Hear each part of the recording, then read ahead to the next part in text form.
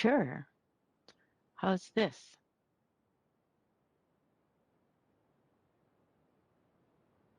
Uh-oh.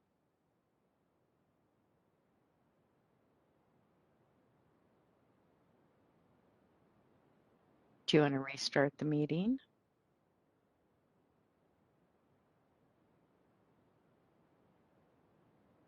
Okay. Mm-hmm. All right.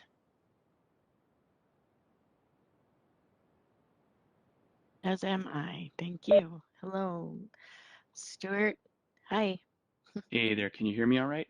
Yes, thank you. Cool, thanks.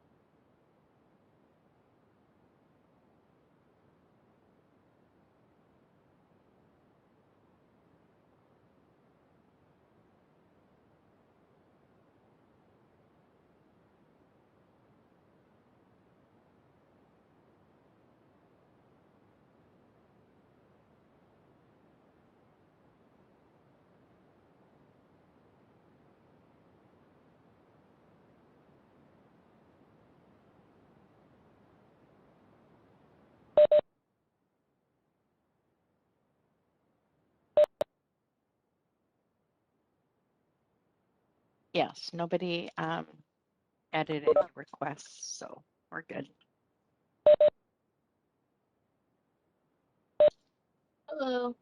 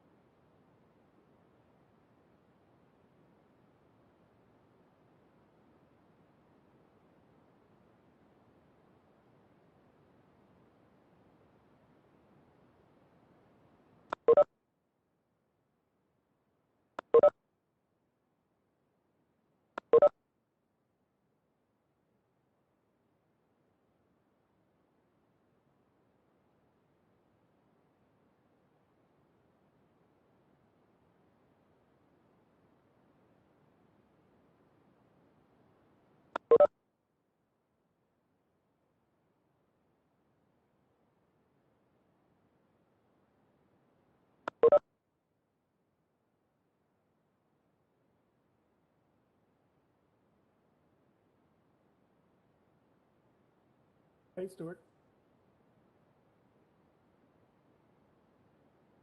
Morning, George. I didn't hear you very well. Say it again. Can you hear me now? I can just barely hear you. I don't know if it's my headset. Can you hear me all right? Yes. I haven't had any issues today. Oh, Yeah. not? Hold on.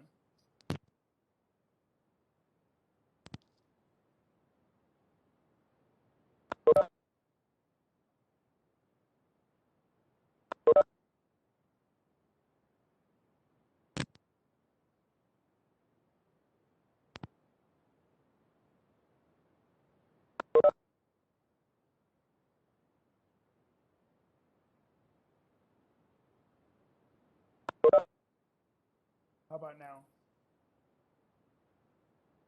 Nope. Can you?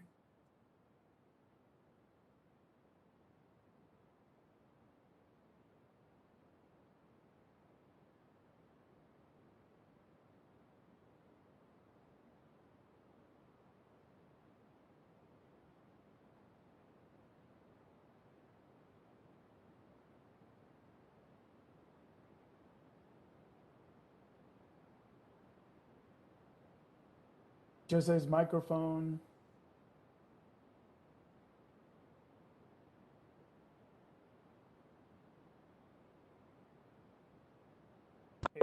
It is all the way up.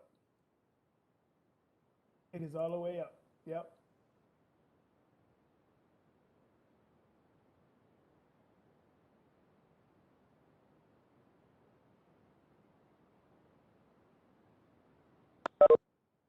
How about if I do this?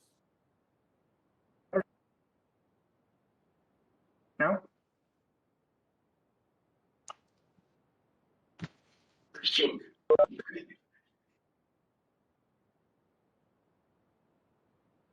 How about now?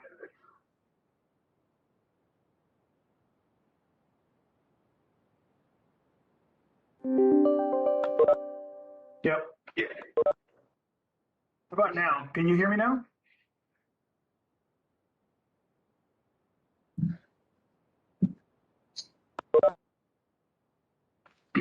It's not connected, so.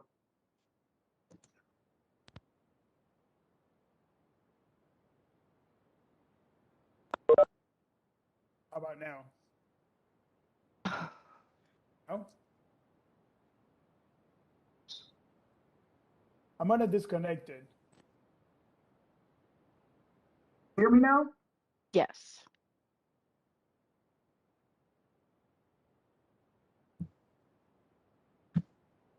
Hey, Lori, are you on? Yes, I am. I'm just trying to look back to my email. Just sorry, guys, while you're figuring all that out, I just want to go through the agenda real quick. So just to confirm for the public comment portion, do we do that after approval of the agenda or ahead of that? We do it after the approval of the agenda and minutes Okay, before we do the business. gotcha. So I wanted to make sure I did that in the right order. Thank you. Yeah, thank you. I can hear you. Can you hear me? Yes. Yes, we can hear you great. I don't know what's going on, but I'll get it fixed. I promise. This is the one meeting I wanted to make sure it would. I've been testing it all day, so. Oh, cool. Thank you. That's what you get for buying earbuds at the market in Miami, down by the street with the street peddlers. Actually, I got it. I got it in Puerto Rico, so there you go. That's why I didn't work. Counterfeit, yeah. Councilmember Gonzalez, you win funniest of the day. I appreciate that, Councilmember Gonzalez. I needed a laugh today. No hay problema.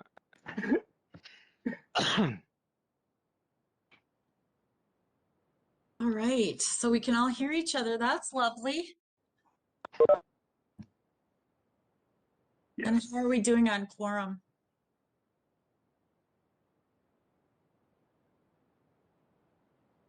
One, two, three, four, five. So we're good? We're good to go? We are. Okay. All right, everybody.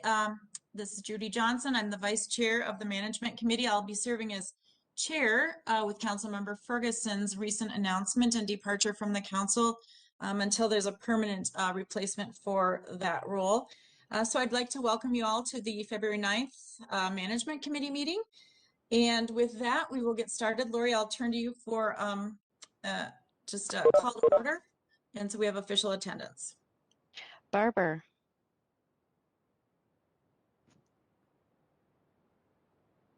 Barber? I see you. Here? Okay, there we go. Gonzalez. Here. Johnson. Here. Oh, sorry. I need to do you last. Oh, okay. I'm still Lee. here. Lilligren. Here. Muse. And then Johnson here. Here. Okay. Thanks you. everybody for being here. As our protocol goes, we've got the approval of the agenda. We won't take a vote on that unless there's a change to the agenda. The only thing I would say is we do have a public forum portion of our agenda that will be included after the approval of the minutes. So without objection, just note that we'll be taking care of that. Are there any additions or changes to the agenda today? All right, seeing none, we'll move on then to the approval of the minutes. Everybody's received a copy of the minutes from the meeting that was dated January 26th. Assuming that there are no changes, I'd look for a motion to approve, or if there are edits, get those in the record as well. Lilligren moves approval. Moved by Lilligren, is there a second? Second by Second. Barber. Barber seconds. Any discussion? Hearing none. Is there a roll call vote on this? Sorry, Lori, I'll get my rhythm Yes. soon. Okay, roll Yes. call vote. Barber. Aye. Gonzalez. Aye. Lee. Aye. Lilligren. Aye. Johnson. Aye. And the Thank minutes you. have been approved. Now what we'll do is we'll check with Greg to make sure we've got a couple of folks who have requested to speak before the management committee today. I believe it's Mr. Ryan Timlin and Mr. Ron Camuller. I hope I said that right. Please forgive me if I did not. Have we got them in the meeting at this moment?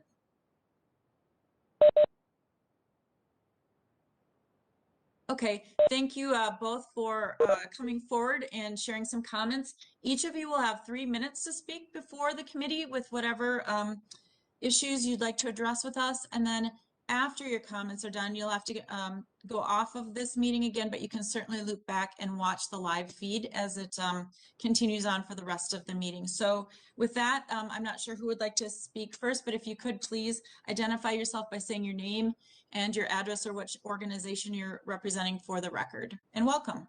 Thank you, Chair. I need to apologize. For some reason, it's not recognizing that I have a camera on my computer, and every time I turn it on, it turns off immediately. So I apologize for not being able to view us on the screen. I don't know why it's doing that right now. But my name is Ryan Timlin. It's Ryan is R-Y-A-N, and Timlin is T-I-M-L-I-N. I'm president of Amalgamated Transit Union Local 25. I've spoken with many of you people before. But first, I just was coming in today. We saw that on the agenda, there was a discussion of apprenticeship program, and we just wanted to reach out. First, we want to thank for that discussion actually starting. I would like to say that the union is very interested in working with the company and making sure we get people hired and qualified people, well-trained and qualified people. An apprenticeship program is one of the best routes to go. Historically, as that has been shown, and if you look at most of the construction industry, if you talk to anybody within the construction industry, they'll say the best trained and best workers have come through apprenticeship programs, which come through the union. We just want to raise just some caution with this, and that's why we're coming forward today. Historically, from the get-go, you know, the union and the company are in discussions with the union's in discussions with the company about the apprenticeship program and how to work it, you know, do it. And in order for it to be an actual apprenticeship program legally, the union does have to participate in this. We're not saying that's not going to happen, but just historically on the light rail side, there's been a bit of a rough road, and our previous the previous program we had for the interns, I can't get into those details and won't have time to. Maybe Ron might be able to touch on it a little bit, but we just want to raise concerns. We don't want to go down that type of road again, and we want to work with the company and be a part of this process as it goes through, and form a joint apprenticeship committee like we're doing right now on the bus maintenance side as we speak. We are going through these processes on the bus maintenance side currently right now, and we are close to having an apprenticeship program done. So the main thing is just raising those concerns, and we want to get that aired out and push forward on this so that we can actually have an apprenticeship program and a working apprenticeship program with a joint apprenticeship committee. And so we can start hiring that workforce that is extremely needed here at Metro Transit for light rail. I'm going to hand it over to Ron. Ron is here with me right now. He can get into a bit more of the details just with some of our concerns, but that is all we're here today, just to register that. And I will hand it over to Ron right now. Thank you, Mr. Timlin, and welcome, Ron. Thank you, Madam Chair. My name is Ron Kemuller. I'm the duly elected board member representing all the disciplines in light rail maintenance. I'd like to start by respectfully asking if you would hold off on making a decision on this until we can get the information properly before you. We only found out about this a couple of days ago and didn't have time to adequately prepare. And quite frankly, there's too much information to fit into a 3-minute presentation. With that said, as the president has said, an apprenticeship has been in existence for thousands of years. The concept is the journeyman teaches the apprentice, the skill and knowledge is passed on, and continuity exists in your workforce. The union very much wants an apprenticeship, a true partnership. We want this because we care about our community. We care about jobs and the people in our community and helping folks that may need a hand up. That is one of our fundamental principles. With that said, the proposal management has before you, I'm afraid is going to have the opposite effect and is going to repeat some of the bad problems we had in the failed internship. Their proposal, they're asking for 3 additional supervisors. This is going to pull 3 more mechanics out of the already strained mechanic ranks. You'll recall when they presented about the rust mitigation to Louisiana, we're short 21 people by their count. Since that time, 2 people have left. There's been no hiring.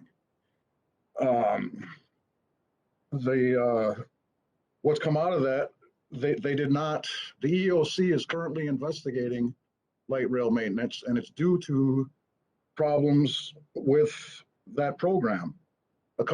3 of these interns, 2 of them passed the test, passed the program. They set up a school. These kids completed the school, got a diploma. They passed the entrance exam for Metro Transit. They passed an interview. We had to fight hard to get one of them placed into sub. He lost no time from work. One of the young men was fired after completing all the appropriate hurdles. That should raise red flags for everybody. Management sat, I'm a working foreman. These people reported directly to me and worked directly for me. I'm here to tell you that every one of those men was competent to do entry-level work. Yet Metro Transit's management, Metro Transit's OEO said that these people aren't competent. It's the union who had to fight to get these people into our workforce who were properly qualified, who were properly trained.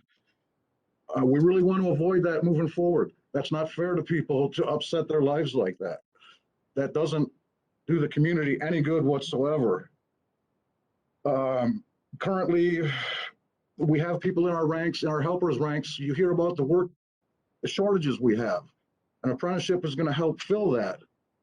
But I want you to be aware we have currently qualified, trained, experienced individuals working as helpers who are people of color who for some reason are being held down. Despite the union inquiring constantly, what are we doing? We've got qualified people. Why aren't we moving these people up? Mr. Kemuller, I'm going to give you another 1 to 2 minutes, just because I know you said probably 3 won't do it, and I'll grant you a little bit more time, just so you know you've got another 1 to 2 minutes. Thank you, ma'am. I'm very grateful. So, and like they say in their proposal, they want $902,000 to identify internal qualified candidates. All they have to do is communicate.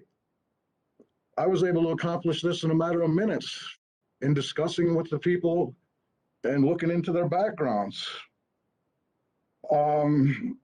I guess I'll close by saying at the end of the day, with all these mistakes that were made, with having the Office of Equal Opportunity in here, I don't believe the Office of Equal Opportunity comes in to investigate something that it can't be substantiated.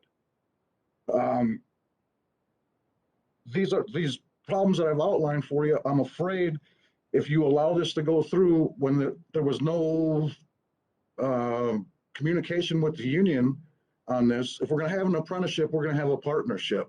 If we're going to have a partnership, I guarantee you, as sure as I'm speaking to you, we're going to be successful. We're going to produce highly qualified people. We're going to put a a dent in our hiring and retention problems. If you do otherwise, if you just blindly hand this money, I'm really afraid that you're going to make the same mistakes again. And I think you subject the company and in turn the taxpayer. And I'm a taxpayer, and I don't like watching all this waste and watching what's happening. But you're then exposing me to lawsuits when we don't follow. I mean, we just have to do the right thing. When a person's qualified, goes through and completes, put them to work. Don't ruin that person's life, and don't expose the company and the taxpayer to lawsuits and whatever else may come out of that. And I'll leave it there. Thank you for allowing me to speak. And thank you to both of you, Mr. Timlin and Mr. Kamueller. We do appreciate you taking the time to give us your thoughts today before the management committee. Again, we'll have you leave the meeting. You can certainly stay on and watch the live feed, and we will take your comments into account and talk about them when we get to that item on the agenda. So thank you for being with us today. Thank you for having us. Get out of here. All right. We'll proceed. And we're now under business on our agenda today. And we'll start with number 1, which is the Financial Management Policy 1-1, Financial Planning and Budget Policy. And I think Mr. McMullen is going to be taking us through this business item. Good afternoon. Thank you, Madam Chair and members of the committee. My name is Stuart McMullen, Director of Budget and Operations here at the Council. I'm bringing forward Financial Policy 1-1, Version 3, for your consideration. This policy speaks to the Council process of adopting the unified budget each year, including the annual operating budget and the 6-year capital improvement program. This policy was last updated in 1998. Prior to coming to this committee, it was reviewed by the financial leaders in regional administration and Heather, Ned, and Ed, the financial leaders of the operating divisions. It also has been carefully reviewed and edited by General Counsel, Communications, and our Council Policy and Procedure Review Team, which has representatives from each operating division and team members from each discipline in regional administration. This update puts this policy into the current net policy template and framework. The primary changes to this policy are to update the language and terms to the current council budget terminology and practice. Most importantly, it adds the term unified to the policy as we adopt the unified budget each year, reflecting the current practice of marrying the adoption of the operating and capital budgets into a concurrent process in a single document. In the past, and at the time this policy was last adopted, the operating budget process and capital budget process and documents were more separate. It also removes reference to a 3-year operating forecast that had been part of the budget document at that time. This action supports the Council's Thrive 2040 stewardship outcome by documenting the wise use of our financial resources. No additional funding for this policy is needed. I'd be glad to answer any questions the committee might have. Madam Chair, the proposed action is that the Metropolitan Council approve changes to the Metropolitan Council FM 1-1 Financial Planning and Budget Policy. Thank you, Mr. McMullen. Appreciate your report. Are there any questions of committee members for Mr. McMullen? Councilmember Gonzalez. Thank you. Just a quick question about, I would have liked to see what the previous policy looked like, to see the edits and how much change was done. Not that I have any issues with the current or the new updated version.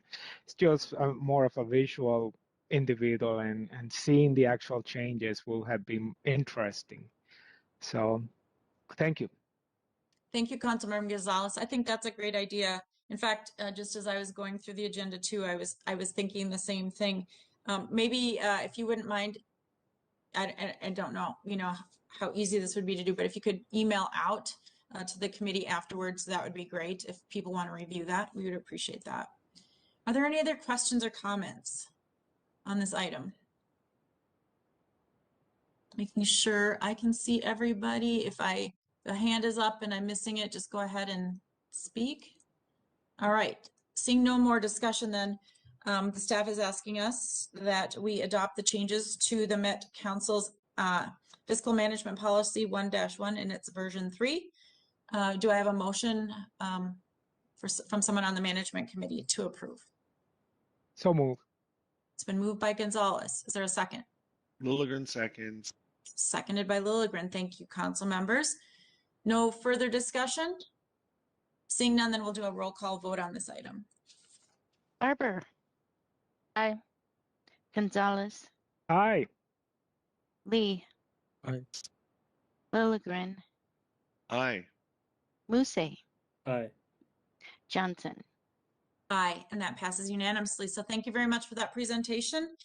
And with that, we'll move on to the second business item on our agenda. It's Pay Equity Implementation Report 2022-39. And I'll turn this over to Marcy, Marcy Simon, Ms. Simon, our Director of Human Resources.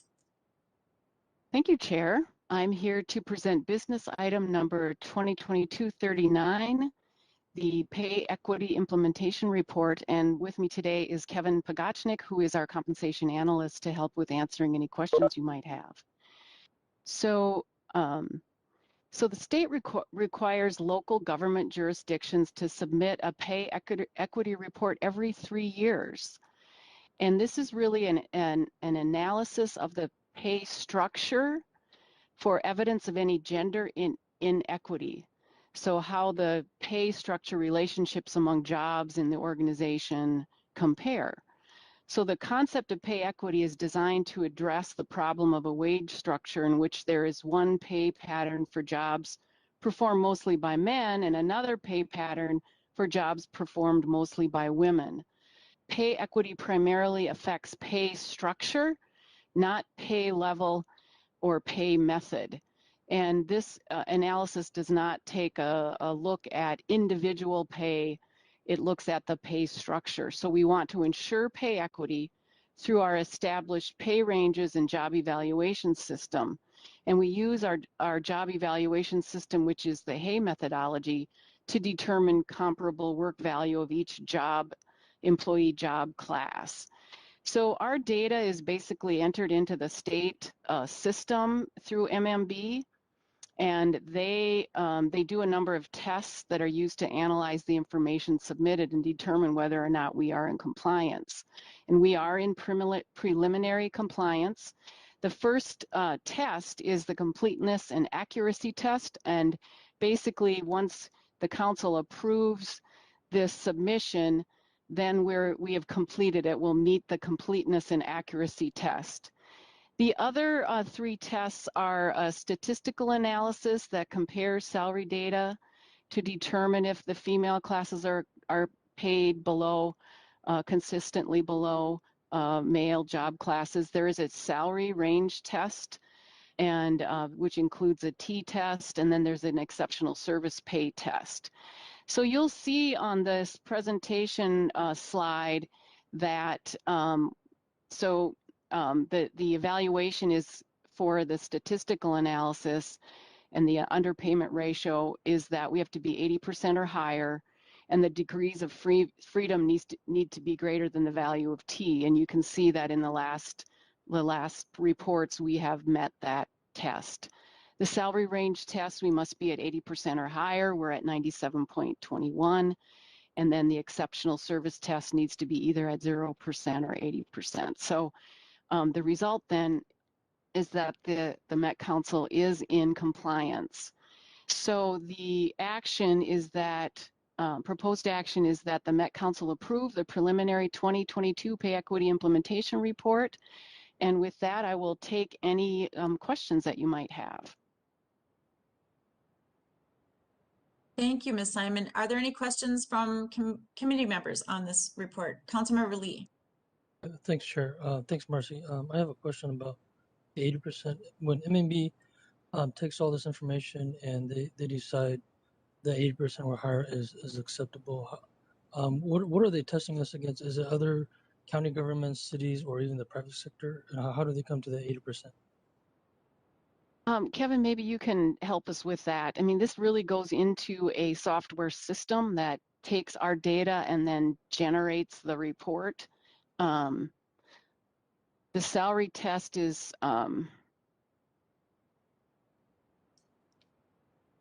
compares the average number of years it takes for an individual in male and female classes to reach the top of the salary range. So Kevin, did you have a little bit more detail there for us? Oh, I don't think Kevin joined us. I'm sorry. I thought he was going to be here. Marcy Cordes, do you have any thoughts on that? Thank you, Chair, council members. The pay equity standards or criteria, Councilmember Lee, they're laid out in state statute. And our compensation, we're not being compared to other agencies or the private sector. It's really looking at how pay is set within our agency in male-dominated and female-dominated job classes. And it's asking the question, you know, what is the trend essentially of pay for female-dominated versus male-dominated job classes? And they want to make sure that there's not a differential that is greater than 20%, meaning that female-dominated job classes are not being paid at a lower rate that is more than 20% under the aggregate pay of male-dominated job classes. And it's looking at top pay, not actual pay. It's really hard to explain. I don't know if I'm doing a very good job, but we're really comparing ourselves within our own structure. Now you can see the number says that we're at 120%. So that really means that, you know, in the aggregate, female-dominated job classes as compared to their pay evaluation points are actually paid greater than 80% and greater than 100%. So the trend is actually that based on their job classification value or points, female-dominated job classes are actually paid higher at the council than male. Okay, that's really helpful. Thank you. Is that helpful? Yeah, it was. Thanks. Thank you. Thank you, Marcy. Thank you. I appreciate that clarification. Great question. Are there any other questions on this? Councilmember Gonzalez. Thank you. Just a quick question, and these numbers are on the aggregate, right, across the whole organization, and it's great that we are in compliance. But I was wondering if this same exercise did identify any specific positions or job classifications in which there are disparities. I mean, disaggregating the data, I think, is very important for us to see if we have opportunities for improvement, even though the big picture looks okay. Ms. Simon, do you want to take that, or Ms. Cordes, do you Yes. want to take that? Yeah, I can take that. Chair, council member, this particular analysis is not about individual salary. You are correct in that we, you know, if we would start to take a look at individual salaries, we may find and may want to look to see if we find there to be some places that we can do better. But that is not what this is. We do have mechanisms at the council where we have, when we identify that in particular jobs where there might be some disparities around, you know, maybe a new person who gets hired compared to senior people, or senior people compared to new folks because there's changes in the labor market. But that's a different analysis than this. And we do have mechanisms to do that. And in fact, in 2022, we plan to do a deeper dive into salaries, you know, individual salaries and how that looks in our organization. But this particular analysis is about our structure. And I want to say that I think that it's not, it is relevant that our pay structures are shown to be equitable between male-dominated and female-dominated classes. And you know, we have discipline here at the council with our Hay methodology for how we evaluate and place each of our jobs in the salary grades that they're in. And by doing that discipline, that's how we get at pay equity, because our classifications also are assigned to particular pay that we work with our unions on, and we establish those grade levels.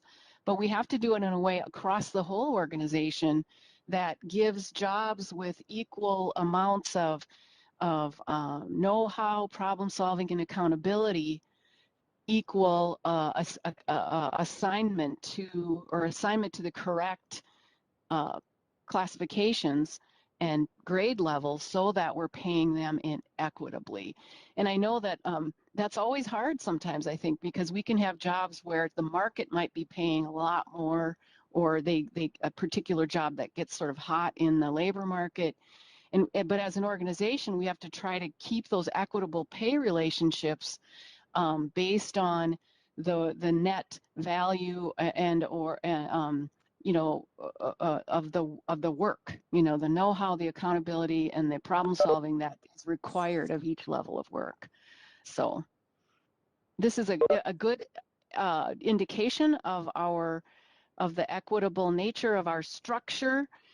Always, though, I think what you're pointing out is that it's how we implement that structure and the individual decisions we're making about pay where the rubber meets the road. So you got to start with a good structure, and then you have to make good decisions with that structure along the way. Thank you. Great Excellent. question. Thank you. Appreciate that. And thank you for that response, Ms. Simon. Is there anything else? Any other questions on this item? I just have one quick question about the process. So by approving this, then the official submission can go to MMB. I see a January 31st, 2022 deadline. So has like an unofficial gone to MMB for their review, and now this is the last part that is following the deadline for that original submission? Is that the process? Ms. Chair, correct. You're correct in that. We submitted by the deadline, got the unofficial compliance report, and now this is the last step really to complete. Okay, great. Thanks for that. All right. Any other questions? Anybody that I've missed? All right, seeing none, then the proposed action is that the Met Council approve the preliminary 2022 pay equity implementation report that makes it official for submission. Do I have a motion? Moved by Barber. Second by Lee. Barber moves, and that is seconded by Lee. Thank you, council members. Any further discussion? All right, seeing none, then we'll proceed to a roll call vote. Barber. Aye. Gonzalez. Aye. Lee. Aye. Lilligren. Aye. Luce. Aye.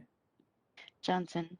Aye, and that passes unanimously. So thank you for bringing this item before us. We appreciate the good questions. And now we'll move on to the information section of our agenda. Our first item under this section is that we've got Procurement and Office of Equal Opportunity Quarterly Review. And we'll first start with Ms. Jody Jacoby, and I believe that Ms. Cy Jordan will be also participating in this report. So I'll turn it over to you. Thank you. Good afternoon, Madam Chair and committee members. My name is Jody Jacoby, and I'm the Director of the Procurement Department. I'm here today with my partners in the Office of Equal Opportunity, Cy Jordan, the Director of the Office of Equal Opportunity, and Ashanti Payne, the Assistant Director, to present the fourth quarter procurement summary for 2021. The Council's expenditures policy for the procurement of goods and services authorized the regional administrator to approve awards not exceeding $500,000 for all procurement of goods and services, and then construction awards not exceeding $2.5 million. This report includes a breakdown that's grouped by value and also procurement type. It also includes MCUB utilization. And after I finish the procurement summary, I'll transition to Ashanti to discuss the MCUB utilization. But I'll start on the second page of the report, but if you're following the footers in the lower half of the right-hand corner, it has a number 1 on it. And it lists the high-level procurement summary for 2021. And just looking at this as a glance, there were 9,165 individual procurement events. That's a lot. Those take the form of either a P card transaction all the way to a major solicitation for a construction contract. There can be many forms. In the year-to-date total for that was 36,297, again, procurement events. And you'll see that there's a lot of those events that take place at a value less than $10,000. For year to date, it was 34,673.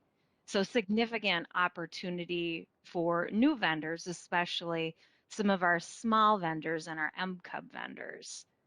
And then looking at high-level summary by procurement value, fourth quarter rounded in at $224,092,726, and then overall just under $980 million. The bottom of this page, it shows two pie charts. One is procurements by number of transactions, and it shows, and this is really typical with every quarter that you've seen it on the report, in addition to many, many other public procurement agencies in Minnesota and nationally, where 95% of the transactions are at a low dollar value. And again, 95% for fourth quarter were less than $10,000. And then on the right side, the pie chart shows procurements by contract value. And again, very similar to other public agencies, where 90% of those are greater than 175, which is the council's formal threshold for advertising projects. And you'll see those projects advertised on the council's doing business page. And so looking back, how did 2021 compare to 2022? We had about 1,800 less unique procurement events.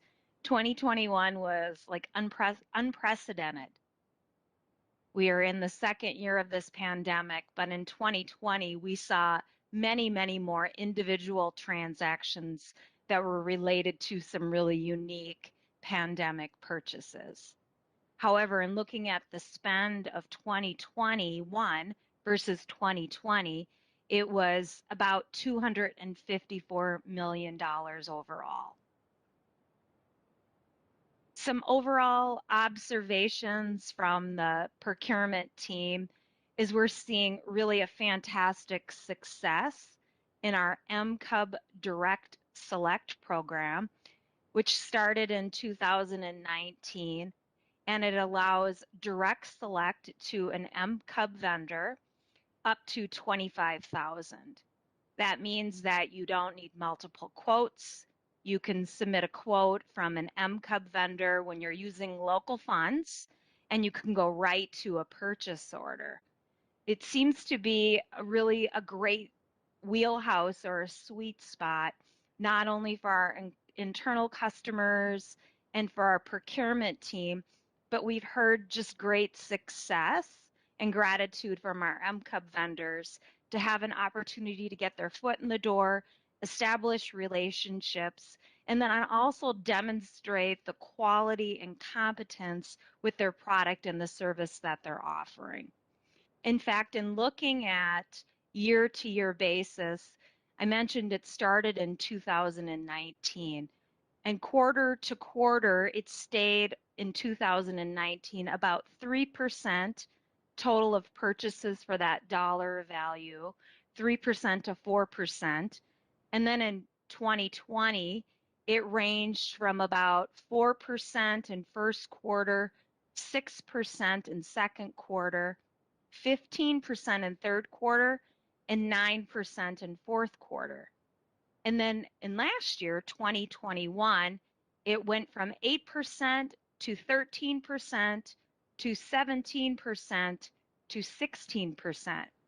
So we're really seeing a lot of increased purchases again to MCUB vendors less than $25,000, but really a consistent increase, which is fantastic.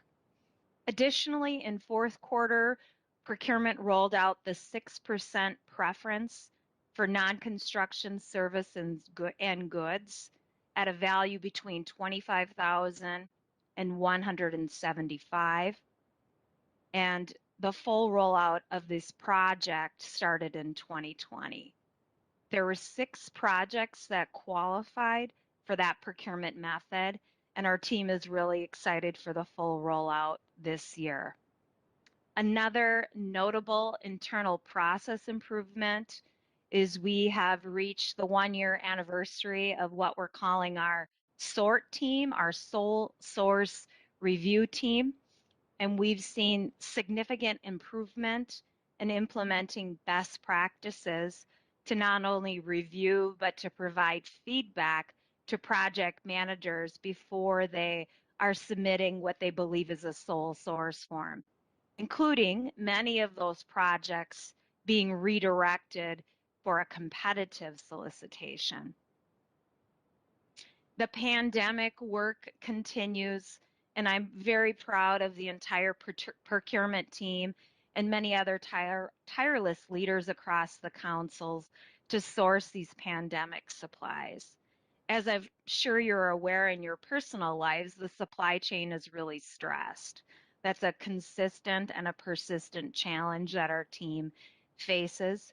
But most recently, soliciting a project to compete PCR COVID rapid tests. And this was a really big effort to not only ensure that we had a competitive but a fair and equitable process to make sure that we had the supplies needed to help the agency. In this report, you'll also see many DBE and MCUB goals reflected on service contracts. And historically, service contracts has been an area where the council has struggled with getting a commitment. And after a lot of internal collaboration with the Office of Equal Opportunity and many different project managers and many different procurement units, a lot of training, a lot of documentation to help vendors, we've seen some success. And one project specifically to highlight is on page 7. And then again, it's the page numbers that are in the lower right-hand corner of each document, row 2. And it's a janitorial services contract for environmental services that was always historically solicited as a bid, where price was the only determination. However, janitorial is no longer just a point and clean type of service. And we're using a request for proposal or performance-based contracting method. And based on some of the lessons learned that we received from some of the other janitorial services, we received a responsive proposal with a MCUB commitment from a union shop. And this was in part due to a lot of just really fantastic internal collaboration with many different partners. But that's a really good success story and a positive change that we've seen this quarter. Also on page 3, line 7, there was a legal services contract that was awarded under our general counsel's discretion directly to an MCUB vendor. That's also something new to have a legal services contract with 100% MCUB commitment. Ms. Jacoby, just a point of clarification. I'm sorry. So I've printed everything out and I'm trying to follow along on page numbers, but maybe the page numbers I have aren't matching with your page numbers. Could you also give us perhaps the top line of the page you're on and the name of the company? Because I got lost there between pages. Sorry. Yeah, Madam Chair, the cleaning services company I was referring to, the title on it is Details of Procurement Valued Over $500,000 award based on all process. And the actual page number is 7, and it's row 2, FBJ Service Corp for $718,763 for janitorial services. I And that am had with a, you. yeah, Thank you. great. And for some It had, reason, it's showing up as page 9 for me, but I'm with you now. Thank you. it had a 10% goal with a 10% commitment from that vendor. So again, really good success on a service contract, and none of that happens in a vacuum. Great collaboration, setting that project up with the right inputs. And then jumping back to what I have as page 3, and it is details of procurement valued between $175,001 to $250,000, award based on other process, line 7. Zalori Stout and Associates, a contract in the amount of $250,000 for legal services with a direct award to an MCUB vendor. And then the final contract is on page 8. Scroll down to it, and it's row number 13. The title is Details of Procurement Valued Over $500,000 for Vasky Computer, doing business as Collier. And it has an amount of over $4 million for an Oracle renewal from the state contract, a cooperative procurement venture.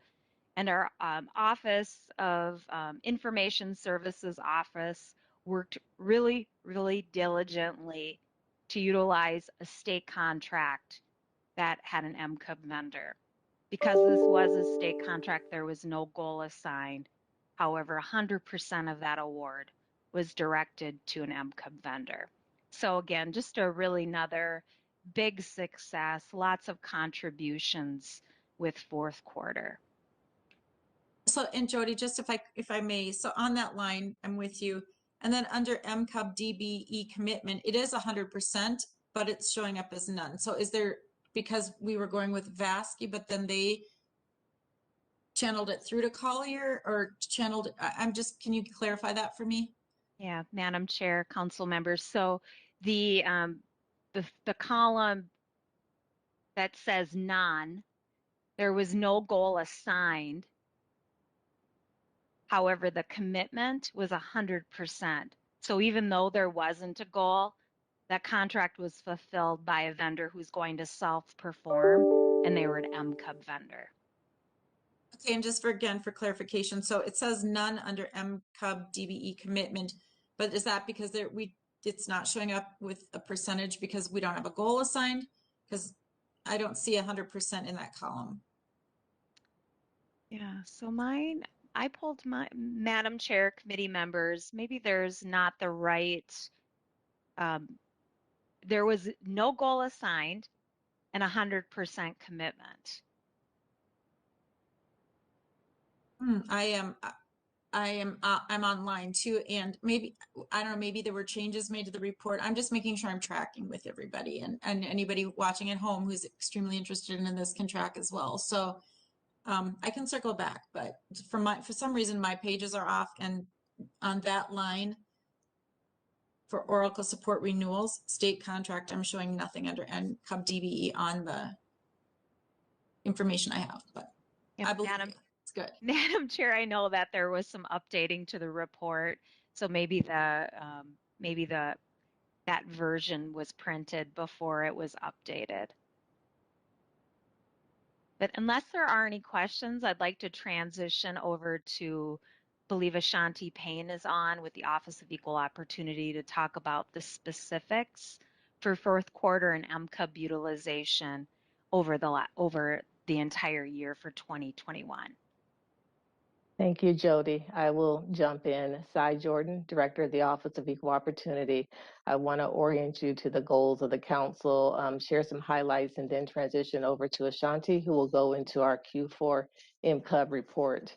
But to follow up, Madam Chair, on the last question and support Jody in that response. So the setting of a goal is a specific act. No goal was set on that project.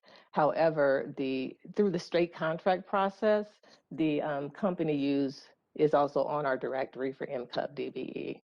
And so although we fulfilled it with 100% commitment to that type of business, it doesn't match with the setting of a goal. So it would read accurately as no goal set.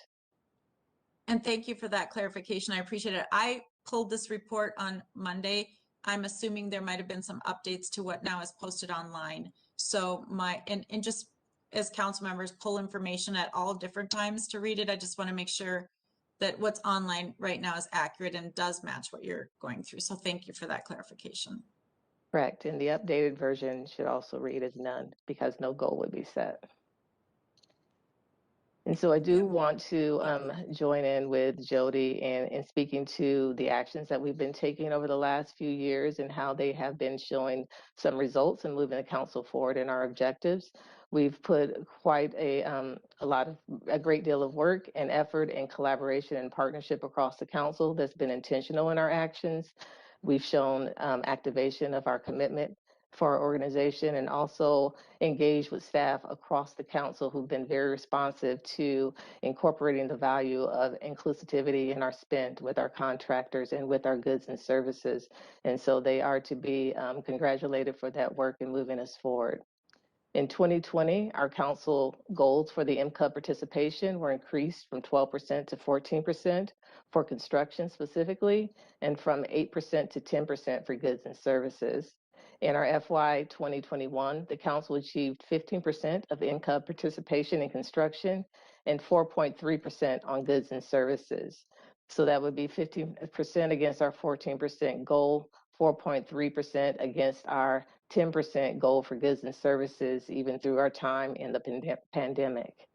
And so the council's overall spend on goods and services has increased in each of the last 3 quarters and peaked at 7% in Q4. The regional administration achieved 45% in MCUP participation on goods and services. Metro Transit achieved 39% in MCUP participation on construction. And Black Americans lead the way for council spend with BIPOC-owned businesses for 2 consecutive quarters. Since the council implemented the 6% preference for MCUP proposers, there have been 3 instances where the preference resulted in the award to an MCUP supplier. 2 of those instances where the MCUP supplier had the lowest bid without applying the preference, and 1 instance where the MCUP suppliers were the only bidders. In the state contract that Jody spoke to, she spoke to the actual value of over $4 million, which is significant towards inclusive spend. And then our MCUP Select was utilized to award 2 contracts totaling amounts of $156,580 to MCUP vendors in Q4 and $99,557 in Q3. All of these speak to the great effort across the council. And so I want to transition it to Ashanti to speak more specifically about our MCUP Q4 reporting and the comparison to our Q3 in 2021. Thank you, Cy, and thank you, Madam Chair, council members. Ashanti Payne, Assistant Director in the Office of Equal Opportunity. And just for frame of reference, I am working from the updated report, and it starts on the lower right-hand corner, page 10. And just in terms of highlighting what's on this report, as Cy mentioned, we achieved 7% spend in goods and services with MCUBs in Q4.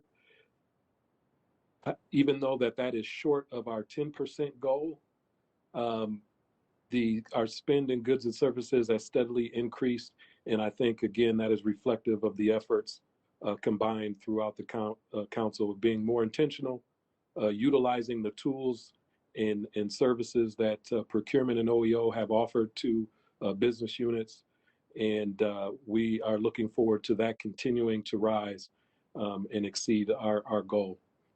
I will also note that in Q4, we had our lowest in terms of spend with MCUB businesses, with MCUBs at 9%.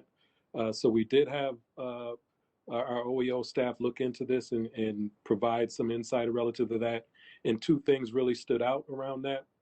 One is Q4 is a lot of times when projects are winding down for the year, construction projects, and definitely prime contractors are going to prioritize keeping their own workforce busy during the winter as opposed to subcontractors. And then also the other factor is the types of projects that were awarded and active during that Q4 period, especially in our environmental services division, which accounts for the majority or the most of our MCUP spend. A lot of those projects were as needed services, which also don't have a lot of MCUP commitment. However, overall, as I mentioned, we did exceed our goal for construction for 2021. And in terms of looking to the next page, which is page 11, which compares Q4 to Q3, again, you see that difference in terms of Q3, we had 21% construction versus 9% in Q4. But also, we went from 4% goods and services to 7% in Q4 on goods and services. Again, reflective of the work. The next page breaks out spend by division on goods and services. And what stands out, of course, is regional administration with 45%. And if you look at our MCUB spend for regional administration, it almost equals to all of the other divisions combined. However, regional administration does not spend in that category as much as some of the other divisions. So there are opportunities for us to improve and make some inroads. And that's how we view them, as opportunities and in areas to where we can make some inroads and some progress. On the next page, it shows the construction spend by division. I'm sorry, Madam Chair, if I can interrupt real quick, just to clarify, because I'm looking at the chart, and it has the acronyms of the different divisions. But one, it's covered by a green dot, so I cannot read that. Shanti, do you know what I'm talking about? On that same chart that you were talking about? Councilman, it might be MTS. Yes. Is that MTS? Yes, Madam Chair, Council Member Gonzalez, that is Metropolitan Transportation Services, MTS. Thank you. Great question. Thank you for that clarification. All right, and the next chart is the construction by division spend. And of course, all of our construction is within the two divisions, Metro Transit and Environmental Services. Metro Transit had 39% MCUB participation in Q4. And where the most opportunity is in environmental services, we had 7% MCUB participation in Q4. And again, I talked about some of the, that is not normal for environmental services. And I mentioned a couple of the reasons that we dug into and relative to that drop in that spend for Q4.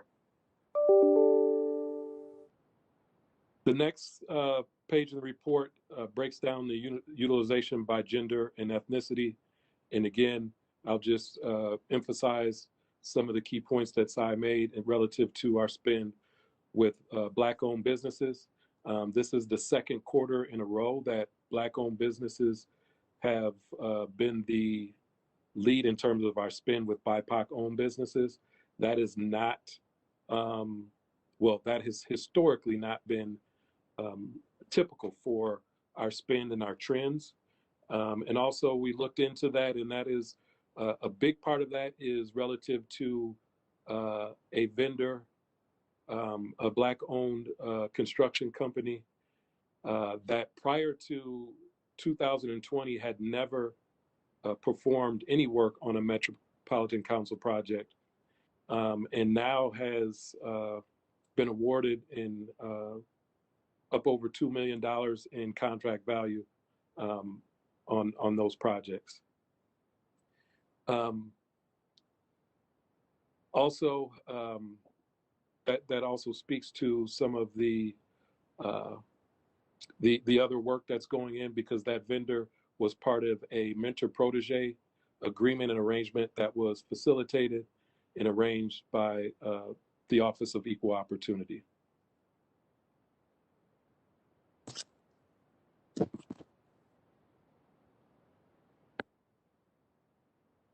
All right, some of the highlights that we also mentioned, the Office of Equal Opportunity in partnership with procurement and our business unit has been really active in terms of our outreach and engagement efforts relative to MCUB businesses. And I apologize that I went off camera because I have been having some computer issues, but luckily I planned ahead and had both my phone and computer up here. So one of the activities we over 2021, we did 16 meet and greet events. 14 were individual, 2 were larger events that included multiple or numerous MCUBs and larger, longer established prime proposal holders. We also surveyed both our certified small businesses and our prime proposers, and we're able to connect with over 300 certified businesses and 30 prime proposers. And we have just in February, on February 2nd, we partnered with some of our other regional partners, including Minnesota Department of Transportation, Metropolitan Airports Commission, and the City of Minneapolis to conduct a mentor-protege informational and networking event. For one of the things that you may have noticed on the reports is that our spend in terms of BIPOC women-owned businesses is not where we want it to be. So there was a specific focus on this mentor protege event that we had in early February with a focus on businesses owned by BIPOC women. Metropolitan Council sponsored 2 women for the event, and they were both or 2 women-owned businesses. And already we have seen success in terms of a mentor-protege agreement and arrangement between Winrich PD, which is an African-American owned woman-owned business, and Lunda Construction Company. So I mention that because we have seen a lot of success relative to work on our projects through the mentor-protege relationship. It helps build capacity, experience, and those businesses can work on specific aspects to improve their businesses and enhance their chances of an opportunity of winning and being awarded bids with the council. With that, I will pause and with Cy and Jody and entertain any questions that council members may have relative to the report.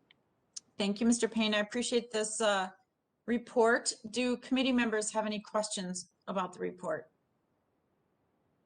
Councilmember Gonzalez. Thank you, and great information thanks for the team for putting this together. I was just wondering, because I was looking at the details of procurement valued over 500,000, and there was a surprisingly good increase from the goal to the commitment. And then also Ashanti mentioned this other issue that on the fourth quarter we weren't able to meet some of the goals. I'm just trying to see if there were some lessons that we can apply or to improve the process or to revise our goals based on the numbers that we have here? Or are these just fourth quarter specific incidents that really are not pointing to trends? Again, both um, on the construction side and also on the uh, pleasant news of the increase in contracts over 500,000. I mean, are there any big picture lessons, or those are just fourth quarter specific results? Madam Chair, council members, I'll start and then I'll transition. I know in procurement, I always tell my team, and specifically the purchasing agent who's working on the project, they're responsible for facilitating all the right inputs. So getting the engagement from the project manager, working with risk, absolutely working with the Office of Equal Opportunity to get the right inputs so we can look at the process to get to the outcome. I think there have been a lot of lessons learned on having those crucial conversations and courageous conversations to look at different ways that we can disrupt, maybe breaking up the work, looking at what vendors are available in the MCUB directory, looking at different approaches for where we advertise the projects, maybe looking at different approaches to how we think the work can be done. So from a procurement perspective, there's been a lot of lessons learned, a lot of documents created to help support better internal collaboration, better direction with the vendors to help them understand sometimes what we're asking for that we think is clear, and then also really better partnerships and conversations.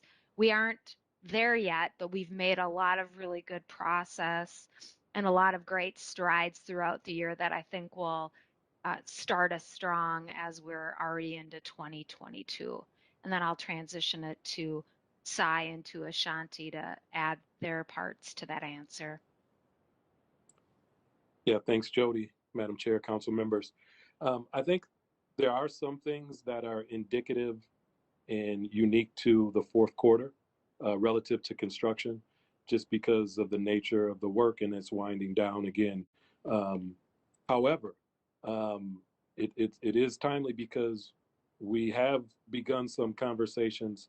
I had some MCUBs reach out to me relative to some ideas around how to keep construction companies and consulting companies busy over the winter time when a lot of the prime contractors and consultants are trying to keep their folks busy, and that problem is exasperated 20-fold because they're 300 employees in some cases. So we have begun exploring those ideas in ways and having discussions with the MCUB businesses relative to that, to some of the trends of the fourth quarter. And then also just relative to the steady rise in terms of our MCUB spend in goods and services.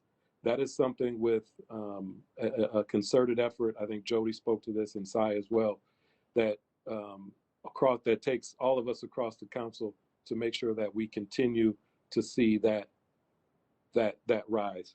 And then also I'll repeat that our total commitment for the year for 2021, we did exceed our goal for construction and fell short in goods and services. And Sai, if you have anything to add. Thanks, Ashanti. No additional information.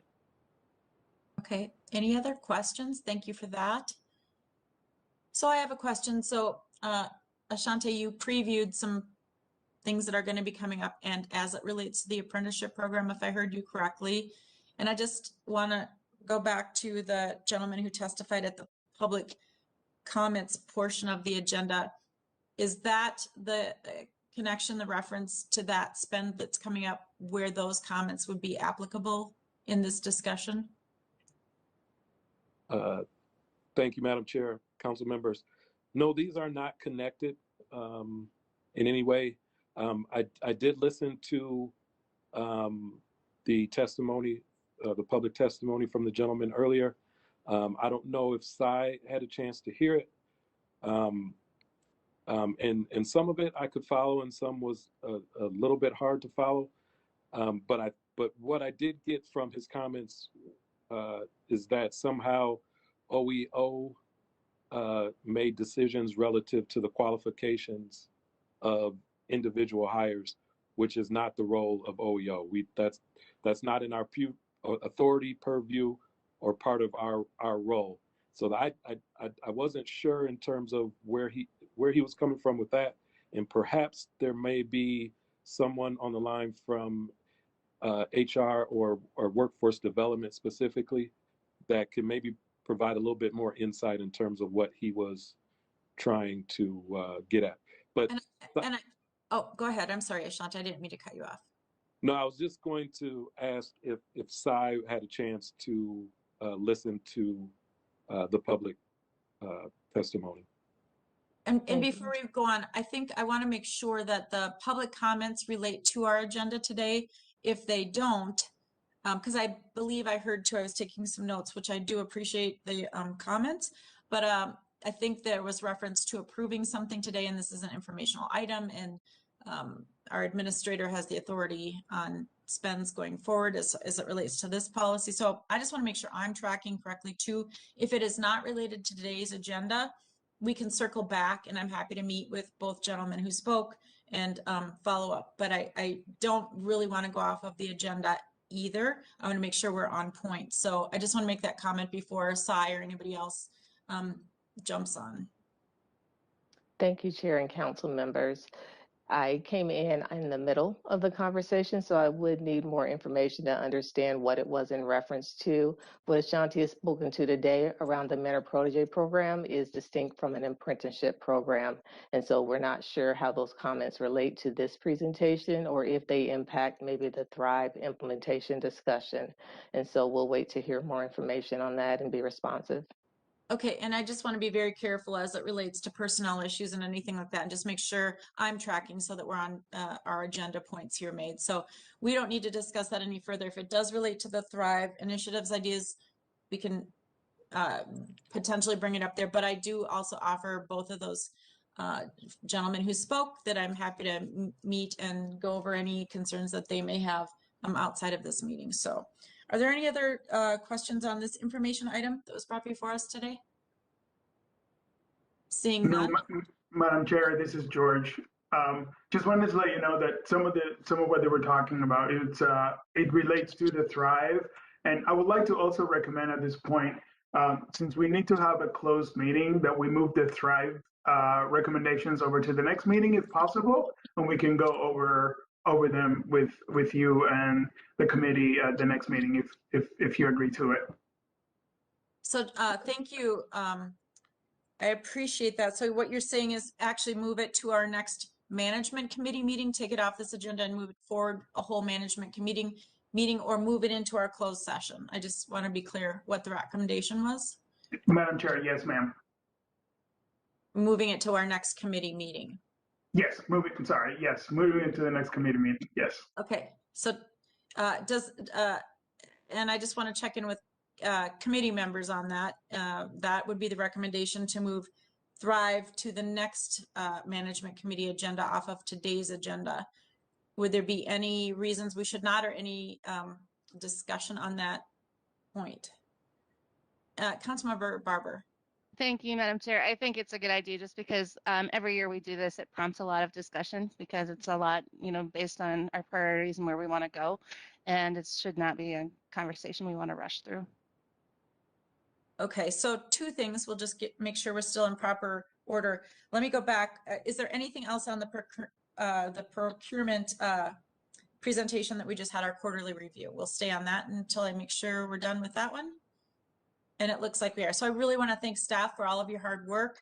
I know there are a lot of areas of opportunity, and there's good things that lie ahead, and we'll continue since this is one of our main goals for the management committee, but as for the committee or the council as a whole.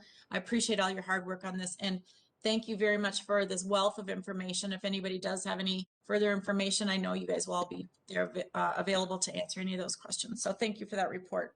So with that, going back to our agenda, and now we've got the Thrive Initiatives ideas item on our agenda, I would entertain a motion to postpone to a date certain. So the motion would be to postpone to the next management committee meeting. Is there a motion? So moved. Lilligren moves. Second by Lil- Barber. Seconded by Barber. Great. Any further discussion on that? Seeing none, we'll do a roll call vote. Barber. Aye. Gonzalez. Aye. Lee. Aye. Lilligren. Aye. Musse. Aye. Johnson. And aye, and that is unanimous. So that, again, will appear on the next agenda for the committee when we come together again. And again, thank you to the gentleman who shared comments at the beginning of the meeting. We appreciate that. At this point in our agenda, I believe Councilmember Lilligren may have a motion for the committee to entertain. Yeah, thank you, Madam Chair. Madam Chair, I move to close this meeting under section 13D.03 subdivision 1 of the Minnesota statute so we can consider a labor development and negotiations related to labor strategies. We have a motion by Councilmember Lilligren. Is there a second? Is there a second? Second by Barber. Seconded by Barber. Is there any discussion on this? All right.